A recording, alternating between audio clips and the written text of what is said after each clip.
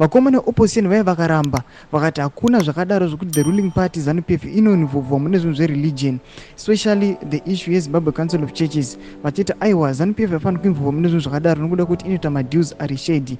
Vanouya vachisimbisa mashoko anobotaurwa naNelson Chamisa kuti hakuna munhu aiwa anobhelieve kuti kuna Mwari aisupporta the ruling party. Sanapinda mashoko anobuda achogwa panapa pahendo aiwa reCitizen Coalition for Change. Anodibo subscribe like turn on the bell icon. Tipinda pana the commentator anyora achiti, for those convinced that political change is essential for life improvement in Zimbabwe, managing the dilemma of being staunch anti-ZANU-PF, while party of a church led by individuals openly supportive of ZANU, who misinterpret scriptures to promote the notion that only God can appoint our earthly leaders, can be challenging. How do you manage to navigate through such a complex situation? Vanotaura mashoko ekuti aiwa hatifaniri kuda kuinvolva kana kuinvolva zita raMwari mune zvinhu zvakashata kudai.